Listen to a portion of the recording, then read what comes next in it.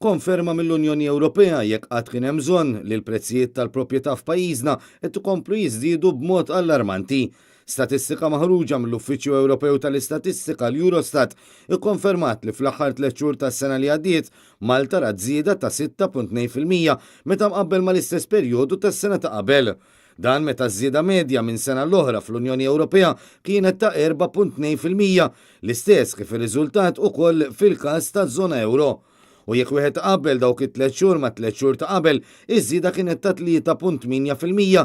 Dan jirriżulta fit-tielet l-akbar żieda fost il-pajjiżi kollha fl-Unjoni Ewropea. Bi Slovenja u l-Latvja ikunu l-uniċi żewġ pajjiżi tal-Unjoni Ewropea li kellhom żidiet akbar. Din il-pjaga l kull min qed jipprova jixtri xi proprjetà fosthom iż-żgħażagħ ilha tiġi nnutata għal dawn l-aħħar xhur. Fost l-oħrajn mill-Oppożizzjoni Nazzjonalista li filwaqt li tifhem l-importanza tal-kostruzzjoni tissuġġerixxi li din għandha ssir b'mod sostenibbli.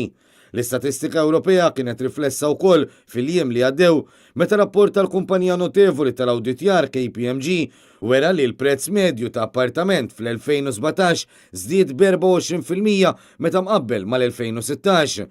Kien hemm żieda wkoll fil-prezzijiet medji ta' mezzonezz b'21% u penthouses b'22%.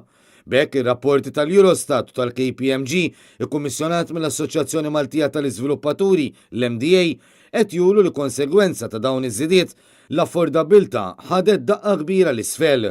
Barra minn hekk dawn iż-żidiet ħasbu wkoll il-ħafna meta l-Uffiċċju Nazzjonali tal-Istatistika l-NSO qal li fl-aħħar 3 xhur tas-sena li għaddiet il-paga medja f'Malta naqset meta mqabbla mal-istess 3 xhur tas-sena ta' qabel.